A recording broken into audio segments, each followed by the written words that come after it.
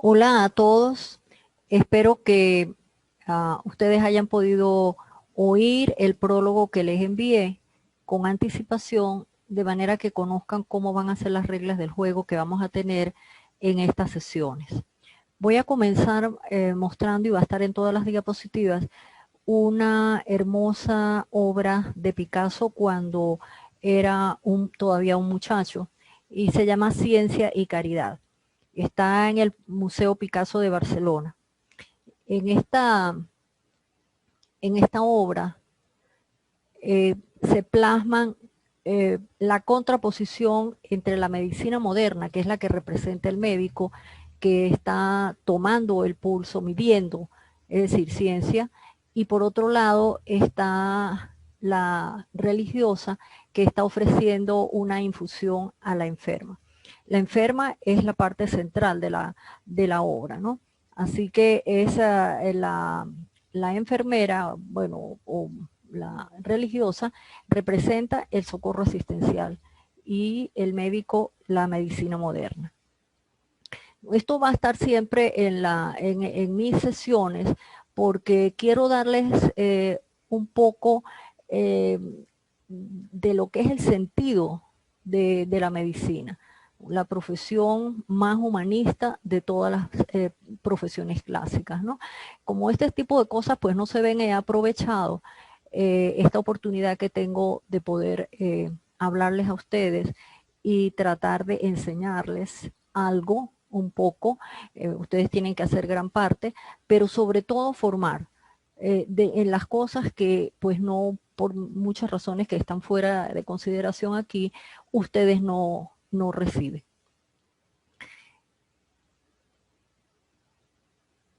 En este otro mensaje, que lo van a ver lo mismo en todas al inicio de las sesiones, es que sepan desde ahora, si no lo saben, ¿no?, que el paciente siempre va a estar primero para nosotros.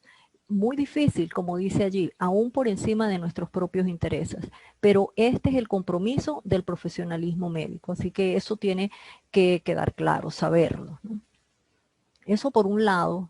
Y por otro, aquí les cito un fragmento de un documento que ustedes van a disponer. Es del doctor Bill Taylor, que es un profesor emérito de ciencias políticas, que hizo un documento sumamente usado en muchísimas universidades. Es que dice así, como ustedes pueden leer: la integridad es parte esencial de cualquier experiencia educativa verdadera. Integridad de mi parte como profesor e integridad de parte de ustedes como estudiantes. Este es otro concepto fundamental, la honestidad que debe existir en el binomio profesores y estudiantes.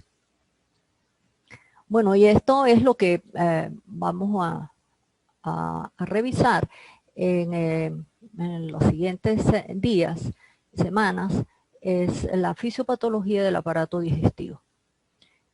Les insisto siempre que antes que no teníamos audio, sino simplemente pues estaba uno en el salón de clase y ustedes veían la presentación de PowerPoint y podían tenerla en algunas redes de la universidad, pero siempre les he insistido que ese material no debe sustituir el uso de los libros o ahora de buenas fuentes digitales que sean reconocidas para que puedan estudiar, aclarar dudas, etc.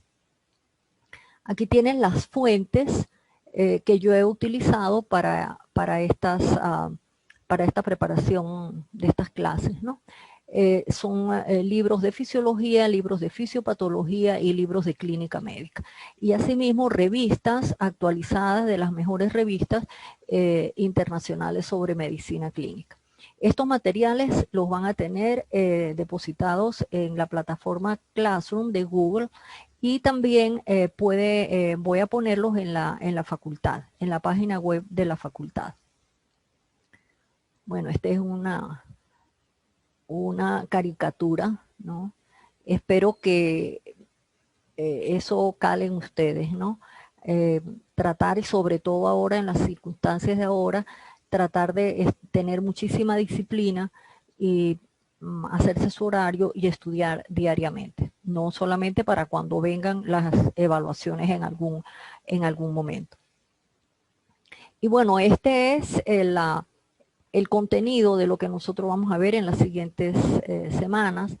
De lo que me correspondió de fisiopatología del aparato digestivo, vamos a ver 4 síndromes, pero hoy voy a comenzar con algunas informaciones de conceptos y eso que creo esencial antes de ir directamente a lo que ustedes dirían los temas de la clase.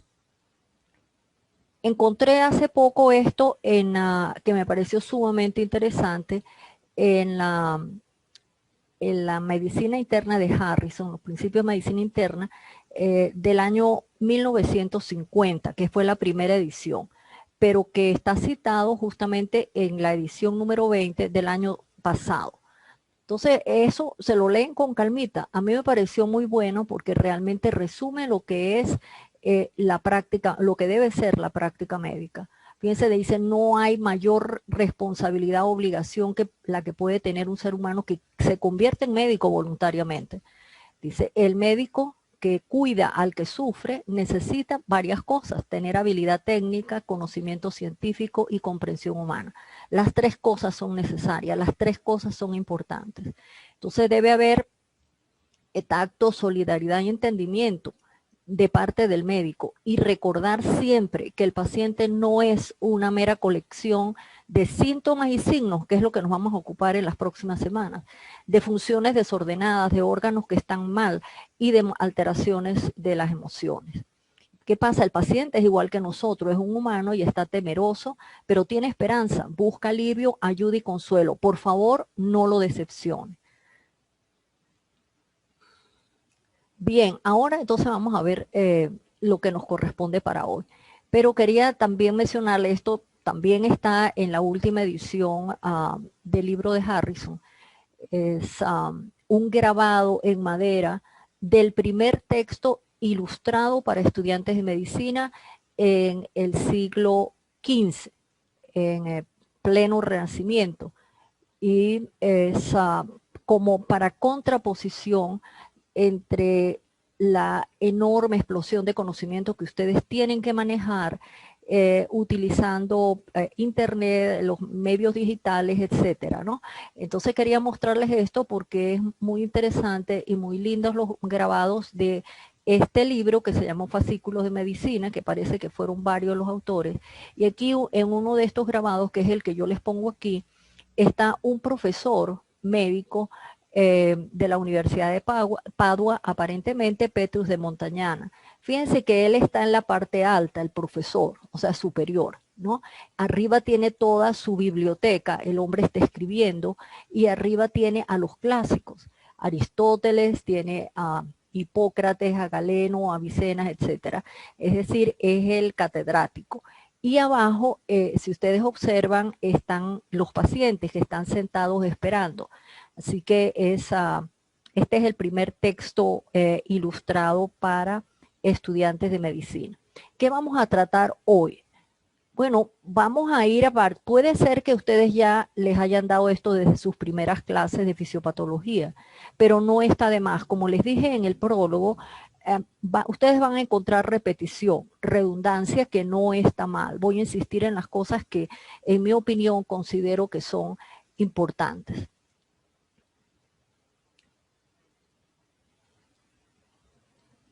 Y solamente para recalcar lo que les dije al comienzo, en las 2 primeras láminas que ustedes van a encontrar en todas las sesiones, es que tanto en el estudio, es decir, en la escuela de medicina como en la práctica médica, es esencial que haya integridad académica. Y se lo pongo en una frase. ¿Qué es eso? La búsqueda honesta de la verdad.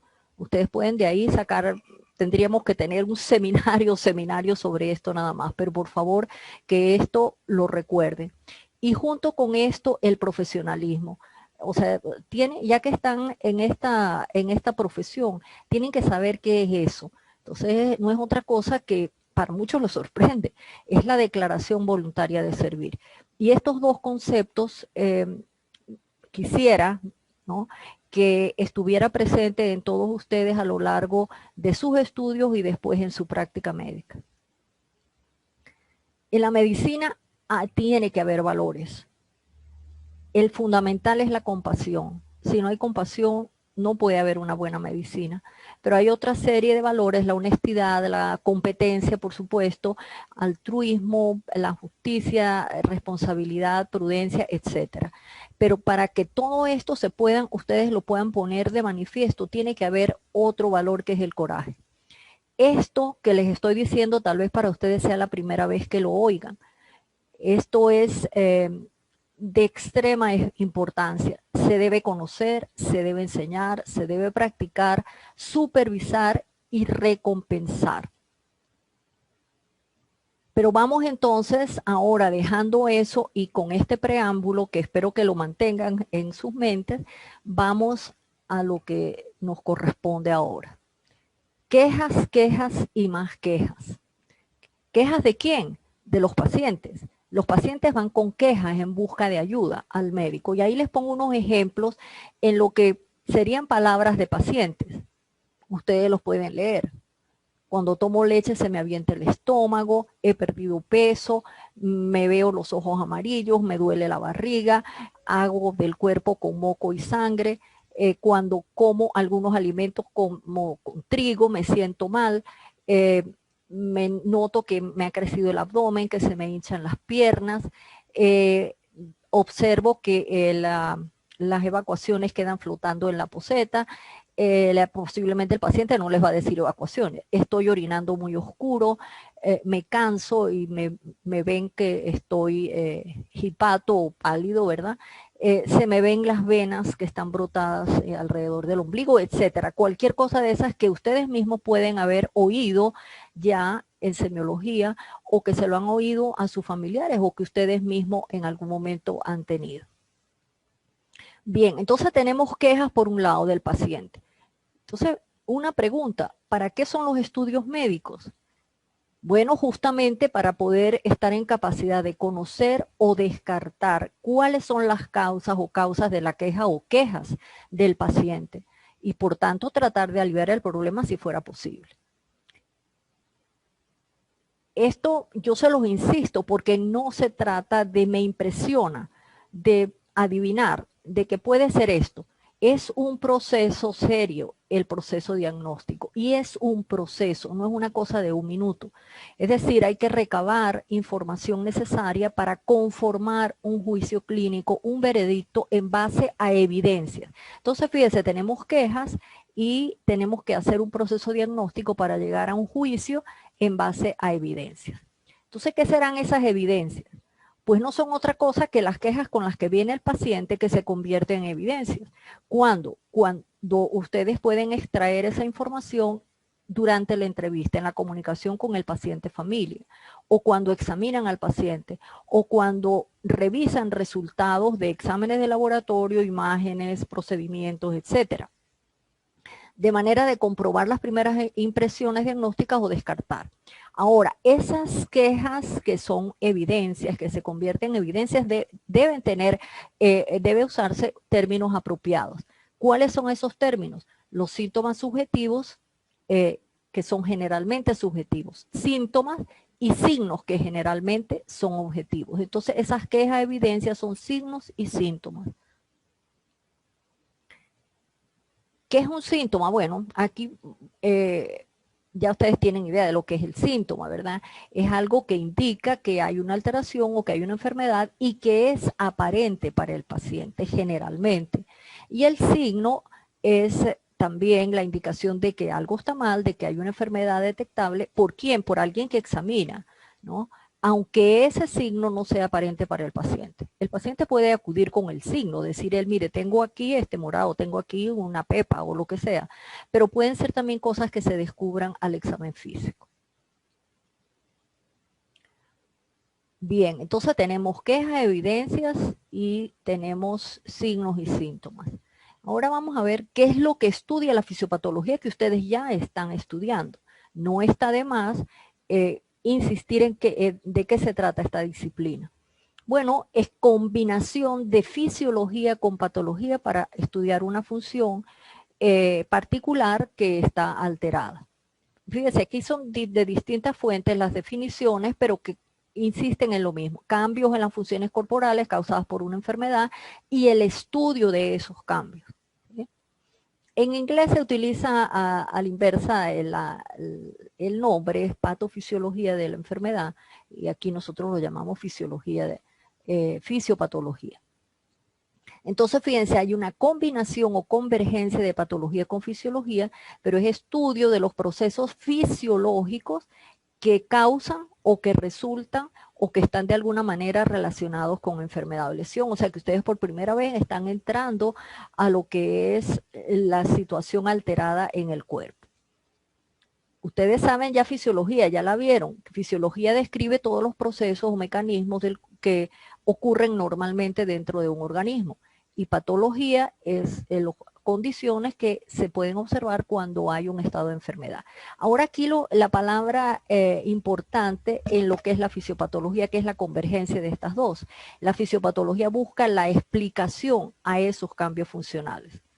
Entonces, eso es importante que lo tengan claro. La fisiopatología va a estar buscando qué es lo que causa que la persona esté amarilla, qué es lo que causa que la persona esté hinchada, etcétera.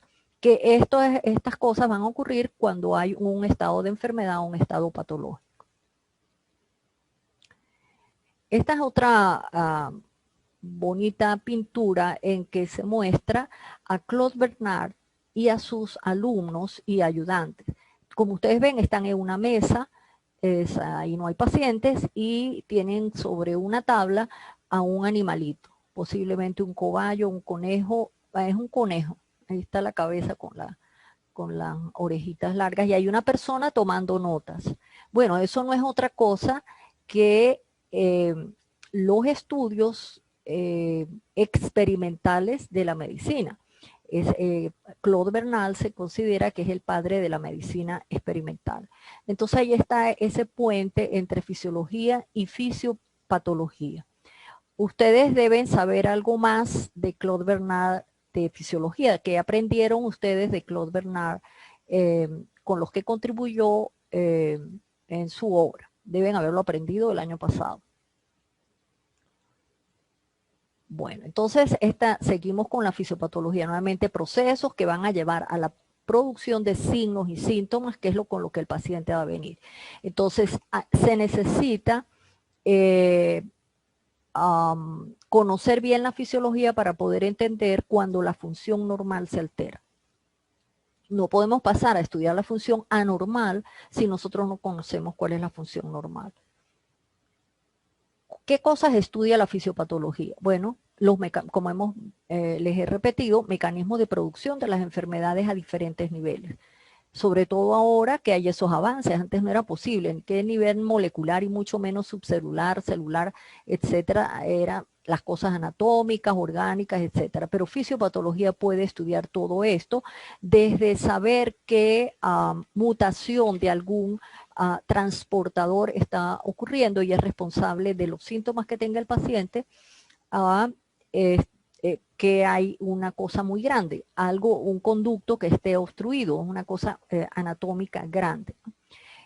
La fisiopatología, por lo tanto, se va a relacionar con todas las otras disciplinas que ustedes ya han visto o que van a ver, con la anatomía, con la biología molecular, con la bioquímica, la genética, la fisiología, la inmunología, la farmacología que ustedes deben estar viendo, inmunología, farmacología, y por supuesto, pues las ciencias morfológicas que ya vieron.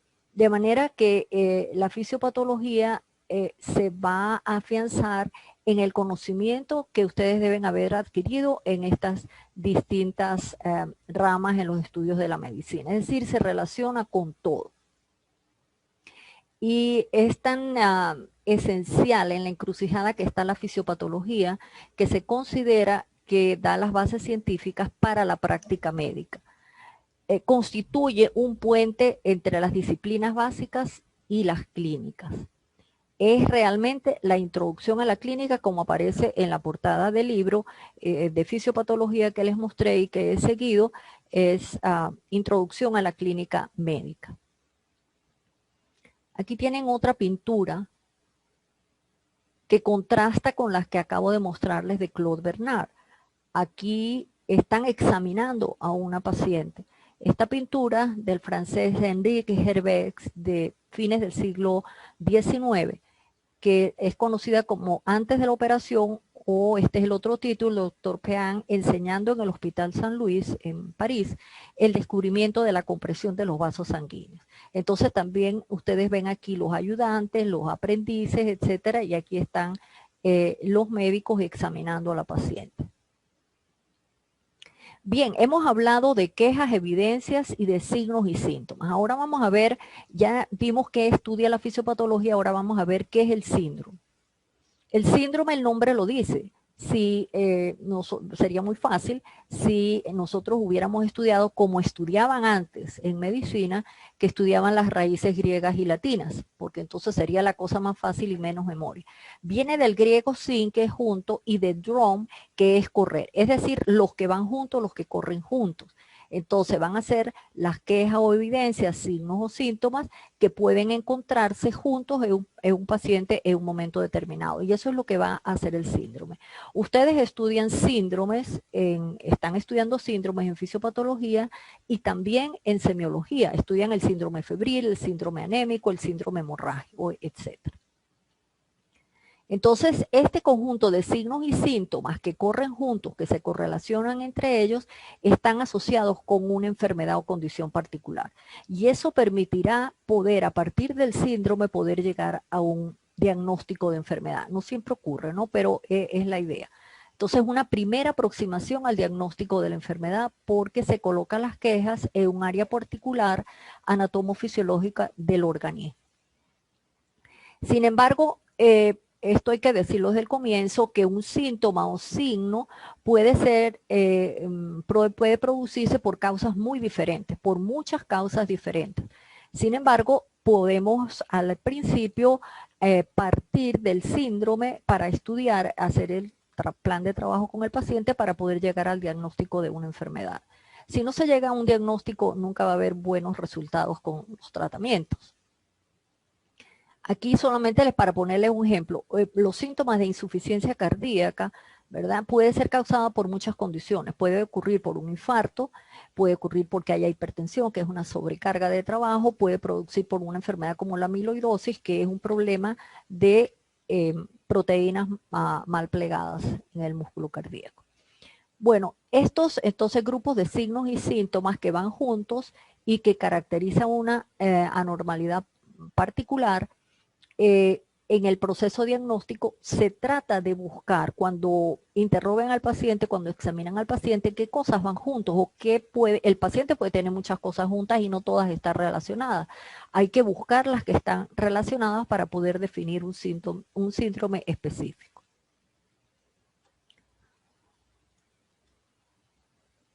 Se puede reconocer síntomas y signos que indican una condición específica, aunque no se conozca necesariamente la causa.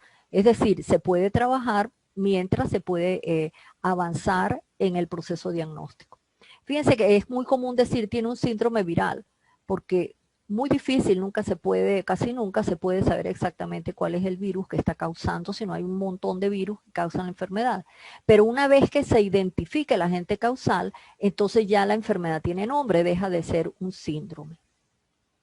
Entonces el diagnóstico, vamos a ver lo que es el diagnóstico sindromático, que es lo que ustedes están aprendiendo ahora con fisiopatología junto con semiología. Ejemplo, el paciente está cansado, se cansa fácilmente y está pálido. Esto lo consulta el paciente y se comprueba el examen físico y los exámenes de laboratorio demuestran que hay anemia. Entonces se puede establecer, ok, el paciente tiene un síndrome anémico, pero todavía no sabemos la causa, pero se sigue estudiando. Entonces se puede determinar que el paciente no come bien, porque no come carne o lo que sea, falta de ingesta, entonces el paciente tiene anemia por falta de hierro. Entonces llegamos al diagnóstico de la enfermedad y es posible de esta manera poder tratar racionalmente al paciente con suplementos de hierro y con la dieta adecuada. Yo les escribía esto en esta lámina, ¿verdad? Esto suena muy bonito, pero la medicina no siempre es así. No es así de fácil. No siempre se puede llegar a la causa última, se puede quedar en un diagnóstico solamente sindromático, pero siempre se puede ayudar al paciente a aliviar su problema. Estando preparando estas clases, justamente me encuentro la lámina que les voy, una caricatura que les voy a mostrar ahora, que me pareció muy buena, ¿no? Eh,